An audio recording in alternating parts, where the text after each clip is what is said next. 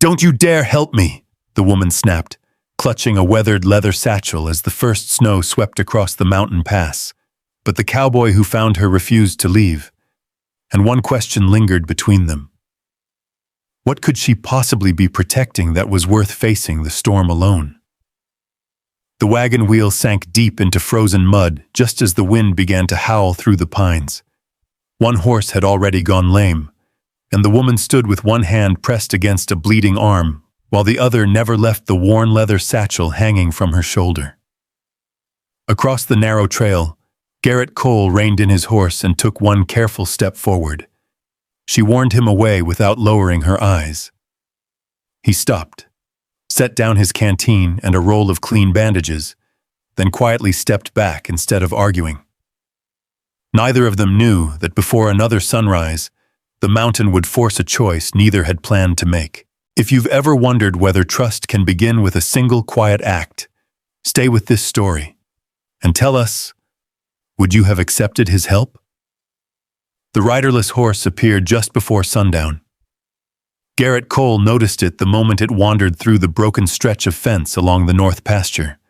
The gelding's saddle hung crooked, one stirrup dragging through the yellow grass.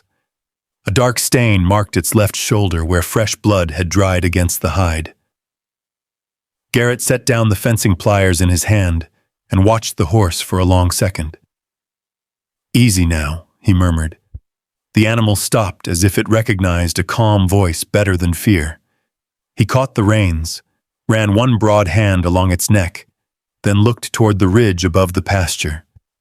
The wind carried only the sound of dry leaves scraping across stone. Something had happened up there. He tied the horse inside the corral, grabbed his bedroll, a canteen, and the small leather medicine pouch he always carried during cattle drives. Before leaving, he called toward the cabin. "Emma." A little girl with dark braids pushed open the screen door. "You staying for supper?"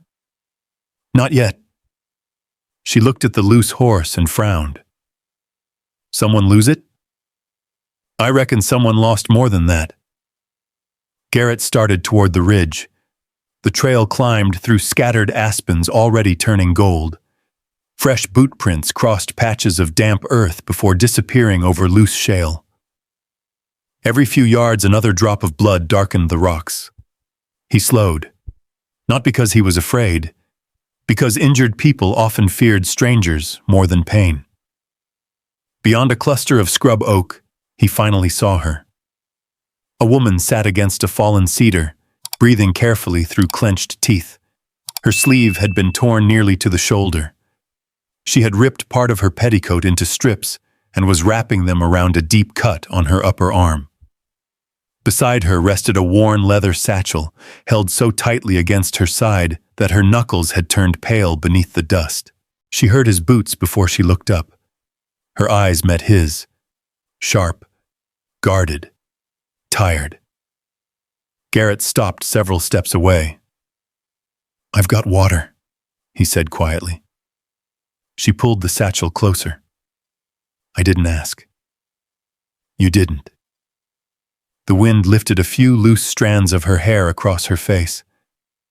"I can clean that wound." "No." He nodded once.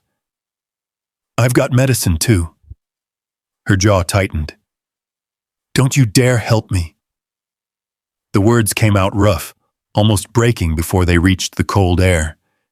Garrett didn't move. He had heard men shout louder during cattle stampedes. He had heard widowers whisper softer beside fresh graves. This sounded different. It sounded practiced, as if she had repeated those words too many times to too many people. Without another word, he crouched slowly and placed the canteen, a wrapped biscuit, a small tin of antiseptic salve, and a clean roll of bandages on a flat rock between them. Then he stepped backward, far enough that she could breathe, close enough that she wouldn't have to crawl. "You'll need those before morning." I said leave. "I am." He tipped the brim of his hat. "But the mountain doesn't much care what either of us wants." For the first time, her eyes left his face. They dropped to the supplies, then immediately back to the satchel. Garrett noticed. Whatever rested inside mattered more than her own injury. He turned without asking another question. Halfway back down the trail, he glanced over his shoulder. She hadn't touched the water. The evening shadows stretched across the hillside by the time Garrett returned home. Emma was waiting on the porch, swinging her legs from the top step. "You found somebody." "I did." "Are they coming?" "No." She looked disappointed. "Were they mean?" Garrett leaned his saddle against the wall and sat on the porch rail. He threaded heavy waxed cord through a torn strap with slow, practiced hands. "No." They sounded mean. They sounded scared. Emma watched him work for a while. Scared of what? He pulled the stitch tight. Sometimes folks aren't afraid of being alone. He tied another knot. They're afraid of trusting the wrong person again. Emma didn't answer. She simply looked toward the dark ridge where the first evening star had appeared. Later, after feeding the horses, Garrett carried an extra armload of firewood beyond the north pasture. He climbed a low rise overlooking the broken fence and built a small fire where it could be seen from the ridge but would not crowd her camp. The flames caught slowly, orange against the coming night. He never walked closer. If she wanted help, she'd know where to find it. If she didn't, at least she'd have light to measure the darkness against. The wind shifted after midnight. It came colder now, sharper. The smell of snow rode inside it. Garrett stepped outside the cabin once more and looked toward the ridge. Far away, he could still make out the tiny glow of another fire. It flickered once, then again, then almost disappeared. At the edge of the moonlit pasture, the riderless horse lifted its head and gave a low, uneasy call. Garrett followed its gaze. On the ridge beyond the broken fence, he barely made out a lonely figure trying to keep a dying fire alive, while the first pale flakes drifted silently from the Colorado sky.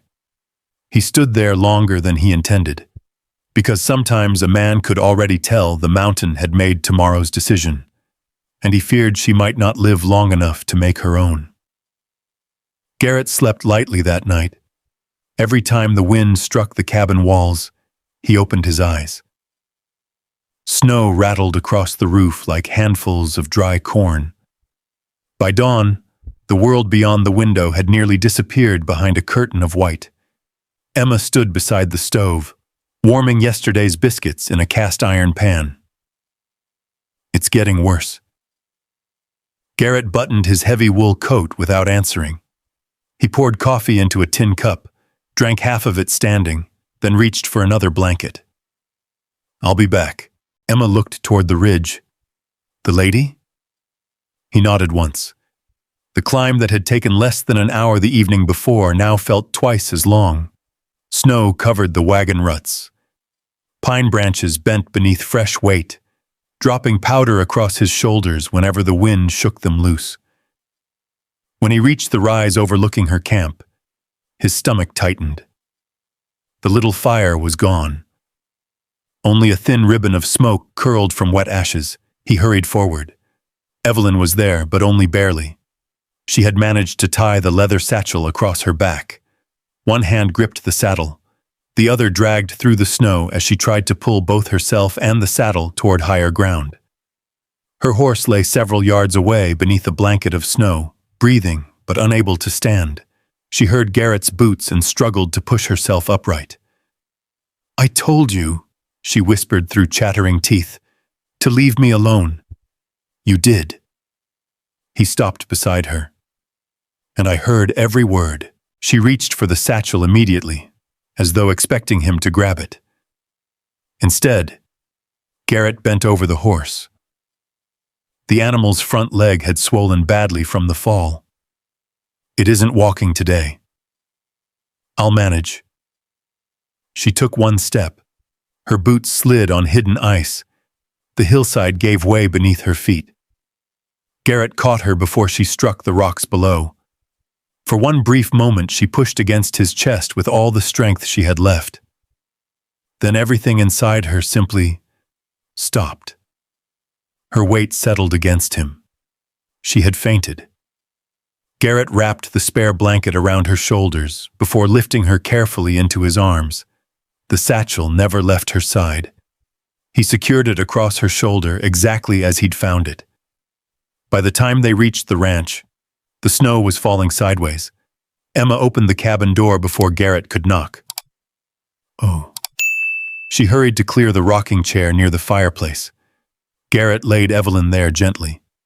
Heat water. Emma was already filling the kettle. Without speaking, Garrett removed his gloves and examined the torn sleeve. The cut along Evelyn's upper arm had opened again. Dirt and melted snow had worked into the edges. He cleaned the wound slowly with warm water and antiseptic. Even unconscious, she flinched. "I'm sorry," he said quietly, though he knew she couldn't hear him. Fresh bandages replaced the soaked strips of cloth. When he finished, he stepped away. He never touched the satchel. Instead, he carried it across the room and rested it on the small table beside her chair, where she could see it the moment she opened her eyes. Outside, the wind tore loose one of the barn doors. Garrett pulled on his coat again. "I'll fix that before we lose the roof." Emma watched him disappear into the storm. She looked back toward Evelyn. The stranger's boots were still wet. Emma quietly carried them near the hearth, stuffed each one with dry newspaper from an old supply shipment, then laid a pair of thick wool socks beside the chair. No one said she should. It simply felt like the right thing to do. Hours passed before Evelyn stirred. She blinked at the rough pine ceiling. The warmth confused her first, then the smell of coffee, then the sound of hammer blows outside. Her eyes darted across the room. The satchel. Still there. Exactly where she'd left it. She grabbed it with both hands before looking toward the door. Garrett stepped inside carrying a broken hinge. Snow clung to his hat and shoulders. "You had no right." He set the hinge on the workbench. "I suppose not. You brought me here." "I did." "You searched my things?" He looked genuinely puzzled. "No." She untied the satchel with trembling fingers. The folded court papers, still sealed. The receipts, still stacked. The envelope wrapped in blue ribbon, untouched. She looked back at him. Garrett was already kneeling beside the doorway, fitting a new board where the wind had cracked the frame. His attention stayed on the hammer in his hand. Not on her, not on the satchel, not on whatever secrets it held. Emma appeared carrying a bowl of venison stew. "I made sure it didn't burn." Evelyn hesitated. "I'm not staying." Emma glanced toward the window. Snow had buried half the fence. "You might have to until the weather lets you." The little girl smiled politely and set the bowl within reach before returning to the kitchen table. Silence settled over the cabin. Only the fire cracked. Only the wind answered. Late that afternoon, Garrett saddled his mule and rode as far as Miller Crossing. He returned before dark with grim news. "The bridge is gone." Evelyn looked up. "What bridge?" "The timber bridge over Elk Creek." "It can't be." "It is." He spread a Warren County trail map across the table. The flood carried it away before the freeze. She studied the map. Without that crossing, the shortest road into Cedar Bluff no longer existed. Only one route remained, a narrow mountain trail twisting through higher country, where early snow lingered long after autumn ended. Garrett folded the map. "That road's longer." "I know. It'll be dangerous." "I know." For the first time, she loosened her grip on the satchel. "My father owned a grazing meadow outside Cedar Bluff." Her voice stayed level.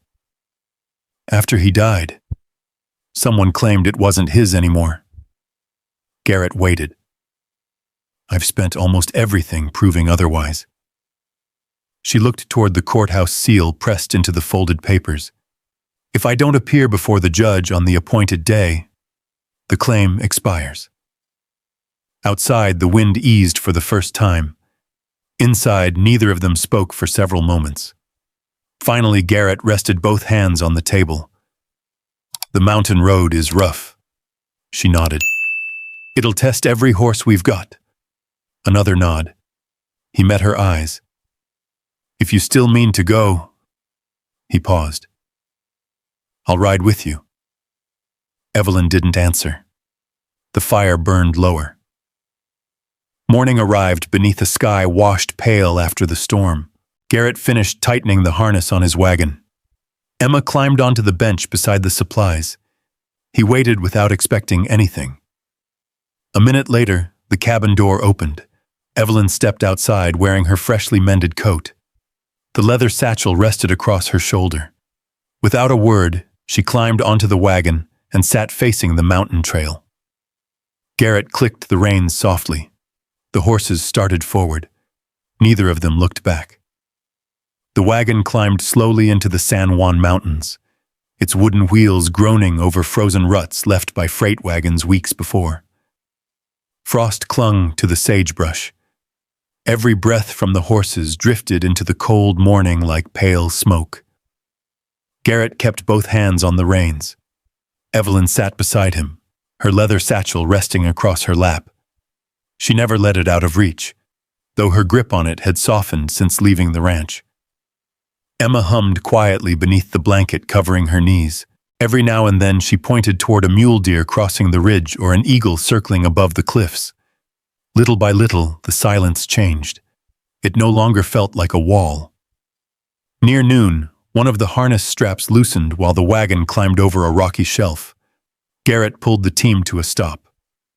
I'll fix it. Evelyn was already stepping down. Let me see.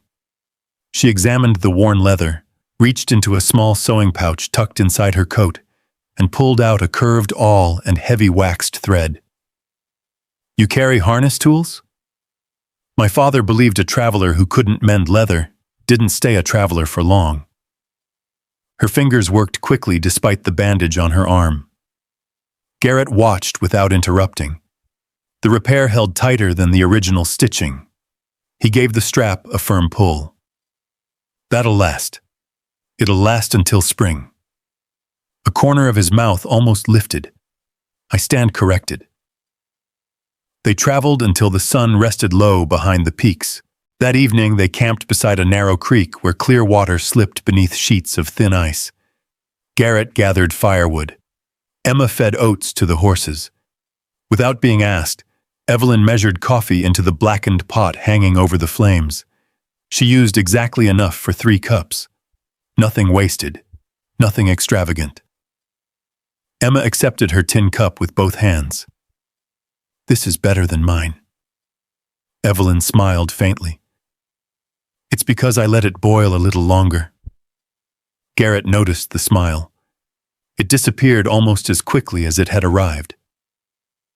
The next morning, the trail narrowed into a winding pass, where sheer rock rose on one side and a steep drop disappeared beneath pine trees on the other.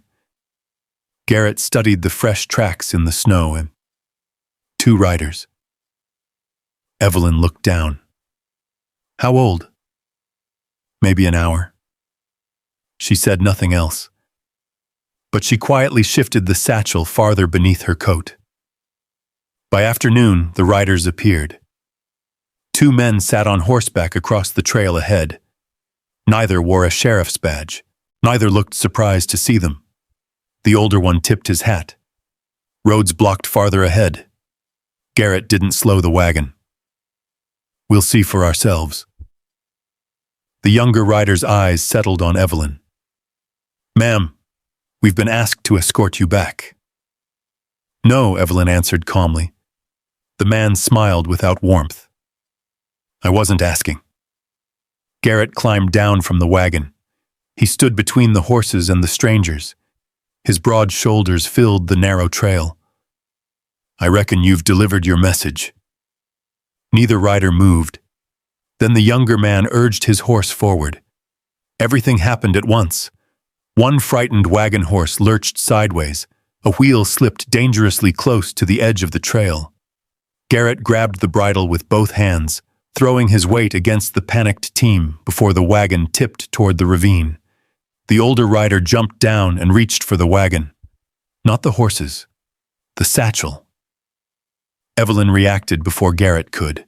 She pulled the old hunting rifle from beneath the wagon seat. Its walnut stock was worn smooth with age. She lifted the barrel toward the open ground several yards away. The single shot echoed across the canyon. Stone chips burst from the cliff face. The horses froze. So did the two men. "That's close enough," Evelyn said. Her voice stayed steady. "I don't intend to waste the next one." The riders exchanged a look. Neither had expected resistance. Certainly not from her. The younger man backed away first. "This isn't finished." "No," Garrett answered quietly. "It isn't." The strangers turned their horses and disappeared into the trees. Silence settled over the trail again. Then the damaged wagon wheel shifted. The loose ground beneath Garrett's boots crumbled. He shoved the horses clear just as the edge collapsed. His foot slipped. He dropped hard against the rocks, sliding several feet before catching a twisted cedar root with one hand. The drop below wasn't deep enough to disappear forever. It was deep enough to leave a man broken. Without hesitation, Evelyn threw herself flat on the trail. She grabbed the coiled lead rope hanging beside the wagon, looped it around a pine stump, then slid the other end toward Garrett. "Take it." He reached. The rope fell inches short. She crawled farther. Loose stones rolled beneath her knees. "Don't. You'd have said the same thing to me 2 days ago." She stretched until her fingertips caught his wrist. For one long heartbeat, neither of them spoke. Then Garrett found the rope. Together they pulled. Emma wrapped both hands around the line too. Slowly, foot by foot, Garrett climbed back onto solid ground. He sat there breathing hard, snow clinging to his coat. Evelyn didn't ask whether he was hurt. She simply brushed the dirt from his sleeve before standing. Only then did she notice blood soaking through the shoulder of his jacket where the rocks had torn the fabric. At dusk, they found an abandoned hunting cabin tucked beneath a stand of spruce. Inside stood a rough table, 2 bunks, and an iron stove that still drew smoke through its crooked pipe. Garrett removed his coat. The cut across his shoulder wasn't deep, but it would need stitching. He reached for the needle. Evelyn quietly held out her hand. "Let me." He hesitated only a moment before passing it over. She cleaned the scrape with warm water from the kettle. Neither winced. Neither hurried. The only sounds were the crackling fire and the wind pressing gently against the cabin walls. "You learned that from your father too?" Garrett asked. She tied the final stitch. "No." She trimmed the thread. "My husband." Garrett looked at her. She didn't explain further. Not yet. Outside, darkness settled over the mountains. Inside, no one spoke again. The fire burned low, and for the first time since they had met beside the broken fence, trust sat quietly between them, without asking to be noticed. Snow began falling again before sunrise. Not the quick burst that had swept across the ridge days earlier. This snow settled with patience, layer upon layer. By the time Garrett opened the cabin door, the wagon wheels were buried halfway to their hubs. He studied the sky. "We're not moving today." Evelyn stepped beside him, wrapping her coat tighter against the cold. No. The mountains had vanished. Everything beyond 20 yards had become a white curtain. Emma stood in the doorway holding her wooden cup. "It feels quiet." Garrett glanced toward the trees. The mountains get quiet before they remind you who's in charge. They spent the morning making small things last. Garrett split firewood one-handed, favoring the shoulder Evelyn had stitched the night before. Each swing of the axe was slower than the last, but he never complained. Evelyn measured flour into a bowl with careful fingers. She mixed it with water and a pinch of salt, pressing thin cakes onto the hot iron skillet. Emma folded blankets near the stove and counted what remained in their food sack. 3 biscuits. She looked up, and half a sack of beans. Garrett nodded. We've had leaner winters. Emma smiled because he had. Evelyn noticed the lie for what it was. By afternoon, the temperature dropped even farther. The wind found every crack between the cabin logs. Emma sneezed once, then again. By evening, her cheeks had turned unusually pink. Evelyn touched the little girl's forehead while handing her supper. She paused. Garrett saw the change in her face before she spoke. She's warm. Emma tried to laugh. I'm fine. She reached for her cup, but her hand trembled enough for coffee to ripple against the rim. Garrett crossed the room in 2 long steps. His large hand rested gently against Emma's forehead. The warmth there frightened him more than the storm outside. He looked toward the window. I'll ride down the valley. There isn't a valley anymore, Evelyn answered quietly. There has to be medicine somewhere. The trail is gone. I'll find it. She stood before he reached the door.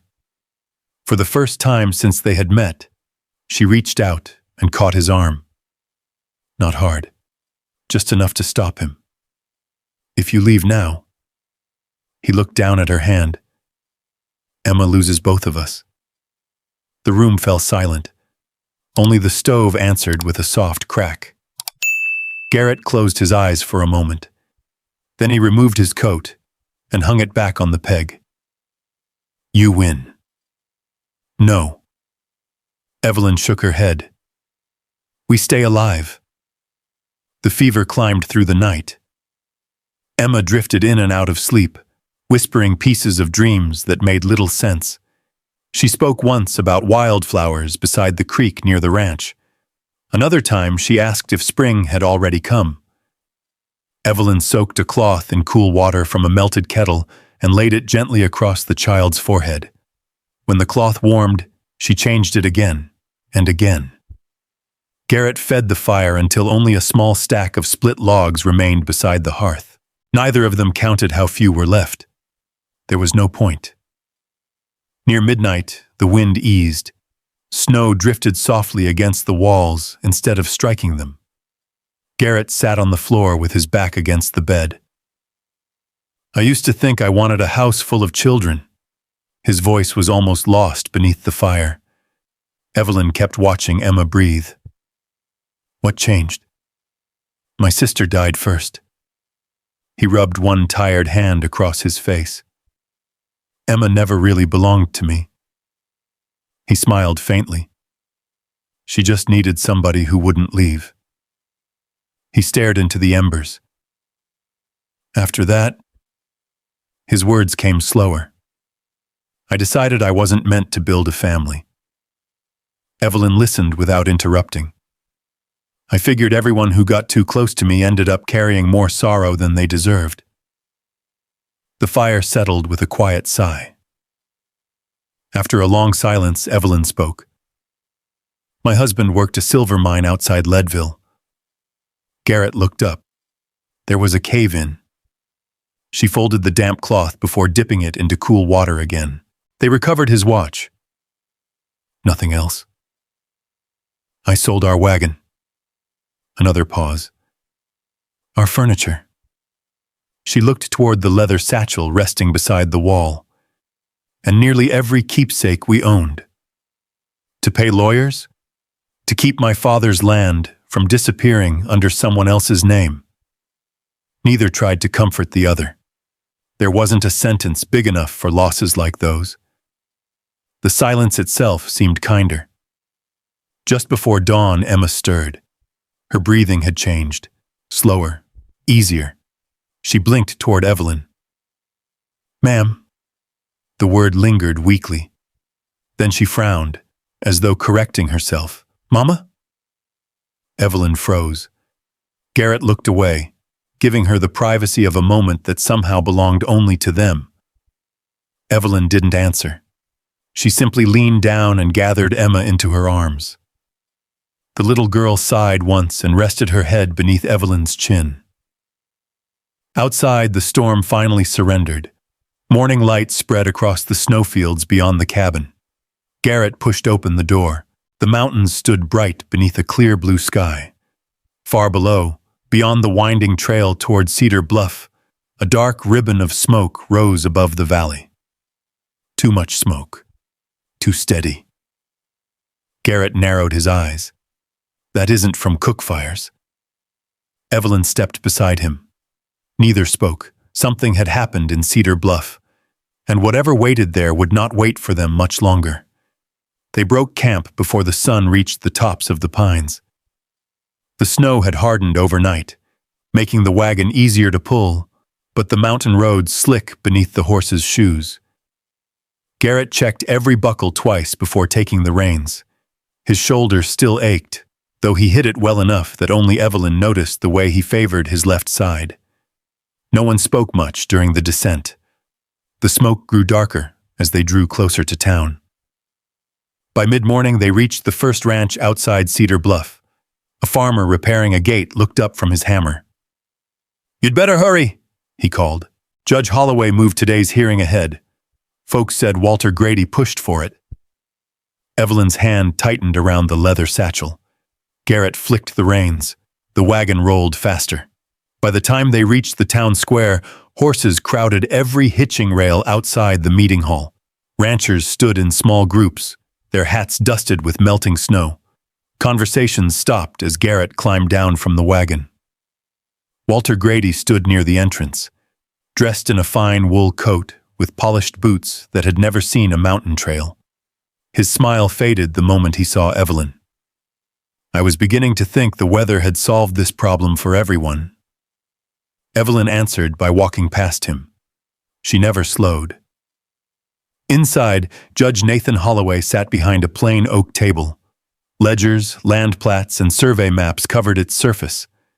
The room smelled of damp coats and wood smoke. "You are Evelyn Brooks?" the judge asked. "I am. And you possess documents regarding the Brooks grazing meadow?" She placed the leather satchel on the table. For the first time since Garrett had found her beside the broken fence, she loosened every buckle without hesitation. One by one, she laid out the papers. Her father's original deed, tax receipts carefully folded inside an envelope, boundary surveys, a notarized affidavit, then a second bundle tied with faded twine. Judge Holloway adjusted his spectacles. "What are these?" "Copies of water agreements," Evelyn replied, "and signed statements showing that families were pressured into surrendering access to the creek after my father died." A murmur spread through the room. Walter stepped forward. "Those papers prove nothing." Before the judge could answer, an older rancher removed his hat. "They prove enough for me." Another man followed. "So do I." Then another. One by one, small ranch owners stepped away from Walter. Some carried folded receipts. Others remembered the meetings where promises had quietly become threats. No one shouted. No one argued. The truth arrived the way winter often did. Slowly. Then all at once. Judge Holloway examined each document carefully before folding his hands. "The Brooks property remains legally hers." He looked toward Walter. "The court will also open a formal review of the remaining claims." Walter's face hardened. For the first time, no one moved to stand beside him. Outside, the church bell struck noon. The hearing was over. Evelyn gathered her papers without hurry. Garrett waited near the wagon, but said nothing. She climbed into the seat beside him. "Where to?" he asked. "My meadow." The land lay a few miles beyond town. Snow covered most of it now, but the creek still wound through the center, its water moving beneath thin sheets of ice. A weathered fence leaned toward the valley, and the remains of an old corral stood where her father had once worked cattle. Evelyn stepped down alone. She walked slowly across the field, stopping beside a cottonwood whose bare branches stretched against the winter sky. Garrett stayed by the wagon. Emma watched both of them quietly. "Why aren't you going after her?" Garrett smiled gently. "Because some roads a person has to finish by themselves." Emma nodded as though that made perfect sense. The afternoon shadows grew longer. Finally, they heard hoofbeats. Evelyn returned, carrying a rolled survey map beneath one arm. She stopped in front of Garrett. "I've been looking at the boundary lines." He waited. She opened the map across the wagon seat. "My meadow touches your north pasture." He studied the drawing. "It does." "I don't want to sell it." "I never thought you would." She looked across the valley before meeting his eyes. "I want to build a road between them." He said nothing. "A shared well here." Her finger rested beside the creek, and enough grazing room for families starting over. The wind stirred a loose strand of hair across her face. "I've spent 2 years fighting to keep this land." She smiled softly. "I don't want to spend the rest of my life protecting it alone." Garrett looked at her for a long moment. "You sure?" She nodded. "I didn't come back because I needed someone to rescue me." Her voice stayed calm. "I came back because I finally met someone who respected my choice." Winter settled gently over the valley. By early spring, the road between the two properties had been cleared. Neighbors came with wagons, hammers, and seed sacks. A new fence followed the shared pasture instead of dividing it. Evelyn opened a small sewing room beside the old storehouse, where she also helped neighbors read contracts before they signed them. Garrett worked cattle as he always had. Only now, another lantern often burned across the meadow after sunset. Emma never seemed to notice when she crossed from one house to the other. Both felt like home. One April evening, the cottonwood beside the creek showed its first green leaves. Garrett asked Evelyn to walk with him. He stopped beneath the old tree and reached into his coat pocket. The silver ring wasn't fancy. He had shaped it himself from the iron shoe of the horse they had first mended together on the mountain trail. "I don't have speeches," he said with a quiet laugh. "You never needed them." He slipped the ring into his palm. "I don't want you here because you need a roof, I know. I want you here because every trail I've ridden since meeting you somehow ends where you're standing." She looked at the ring, then at him, then toward Emma chasing wildflowers beside the creek. When Evelyn finally held out her hand, there wasn't a trace of hesitation left. "I choose you," she whispered. "I choose this place, and I choose the life we'll build together." The breeze carried the scent of fresh earth across the valley. Some journeys ended with a destination. The best ones ended with a decision. And on that quiet spring afternoon, beneath an old cottonwood tree, 2 lonely roads became one. For years, Garrett believed strength meant carrying every burden by himself. Evelyn believed survival meant never placing her future in another person's hands. The mountains tested both of them until they discovered something neither trail nor storm could teach alone. Love did not ask either of them to forget the people they had lost. It simply gave them the courage to keep walking, without letting yesterday decide every tomorrow. Their story was never really about a piece of land, a courtroom, or even the long road through the San Juan Mountains. It was about 2 people who protected each other's dignity before they ever asked for each other's hearts. That is the kind of love that lasts, not because it is easy, but because it is chosen again and again, even after fear has had its say. Maybe we all carry a little of Garrett's quiet loneliness, or a little of Evelyn's careful distance, and maybe the hardest step we ever take is not towards someone else, but away from the belief that we must face every season alone. If you had been standing where Evelyn stood that day, would you have chosen the land or the life waiting beside the old cottonwood tree? If stories like this remind you that hope can still grow after a hard winter, I hope you'll join us again. There are many more journeys across the American frontier still waiting to be told. Stories of courage, quiet hearts, unexpected kindness, and the people who discover that home is sometimes found in the last place they ever expected.